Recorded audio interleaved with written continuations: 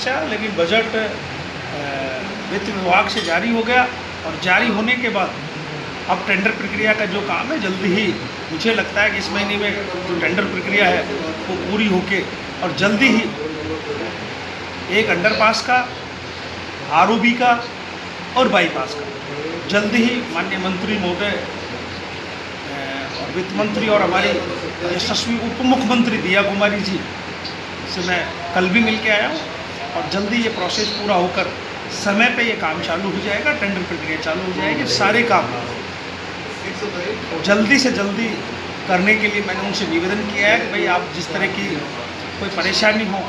उसको पहले ही आप उसके समाधान के लिए सोचें, क्योंकि कुछ लोग जो हैं उनको पीड़ा है, स्वाभाविक है उन लोगों की पीड़ा, क्योंकि विपक्ष का काम विरोध करने का होता है तो कहीं तो वो विरोध करे, चाहे अच्छे काम के लिए भी करे चाहे बुरे काम के लिए। मुझे लगता है कि बांदीकुई में उनको कोई ऐसा मुद्दा नहीं मिल रहा है कि हम किस काम का विरोध करें, क्योंकि पहले पानी की जो समस्या थी उस समस्या पे यानी कि 90% तक समस्या का समाधान हो गया कि आज की तारीख में 3 दिन के अंदर बांदीकुई जहाँ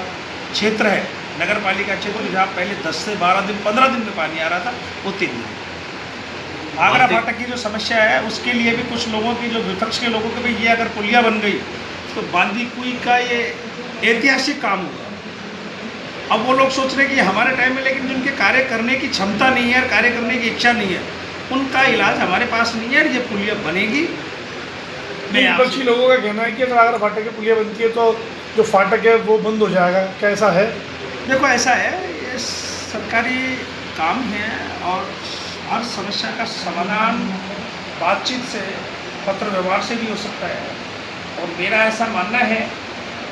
कि बस्सी के अंदर भी पुलिया बनी, वहाँ फाटक खुला है, जगतपुरा के अंदर फाटक पुलिया बनी, वहाँ फाटक खुला है, ऐसी अजमेर का और बीकानेर के अंदर भी ऐसी आरओबी बनी है, उनके यहाँ फाटक खुले हैं। और रेल विभाग को हम पत्र लिखेंगे, उनसे मिलेंगे भी और बांदीकुई को 2 भागों में बंटने नहीं देंगे।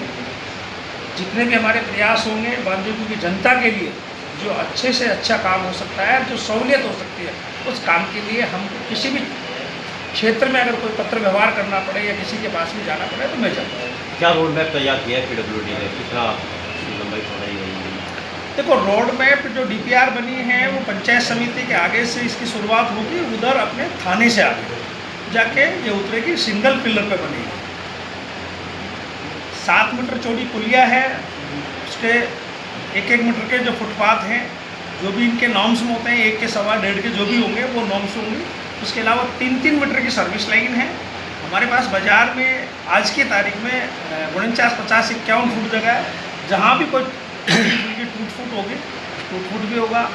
और इसमें मुआवजे का भी प्रावधान लिया है, लोग भ्रमित ना हो, किसी के दिखावे में ना आए, क्योंकि जो विपक्ष है वो कभी झूठी अफवाह फैला रहा है, ये होगी 16 मीटर की पुलिया बनेगी, ये इतनी बनेगी उतनी बनेगी, लेकिन जहाँ भी है उसके अभी जो भी है जल्द से जल्द, मैंने विभाग को भी कहा है और विभाग इस पर काम भी कर रहा है, नगर पालिका पीडब्ल्यूडी दोनों,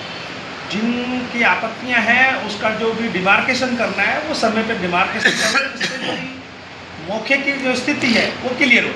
बांदीकुई की जनता का उत्साह है कि शिलान्यास कब तक हो पाएगा आरओबी? देखो जल्दी होगा, मैं इसके लिए कुछ कह नहीं सकता, लेकिन मैं ये कहता हूँ अगले महीने तक हम शिलान्यास करने की पूर्ण तैयारियां कर रहे हैं। अब थोड़ा बहुत आगे पीछे भी हो सकता है, लेकिन हम अगले महीने तक बांदीकुई आरओबी का, आरयूबी का, अंडरपास का और एक हमारे बाईपास का, जो स्टेट हाईवे 25 से 48 को जोड़ेगा। नहीं, पहले ये बताया जाता है कि 90 डिग्री पे बन रहा है, क्या उसमें बदलाव किया गया है? देखो जो नॉर्म्स में है उस हिसाब से जो डीपीआर बनेंगे, देखो यातायात यानी कि जो भी अपने साधन संसाधन चले, किसी तरह की दुर्घटना नहीं हो, उस हिसाब को देखते हुए वो विभाग का काम है, विभाग के इंजीनियर बैठे हैं उस चीज़ के लिए, अच्छे से कम नुकसान हो और अच्छा काम हो, उसके लिए हम प्रतिबद्ध हैं। मैं भी हूँ, पहले भी था, अब भी हूँ। Thank you.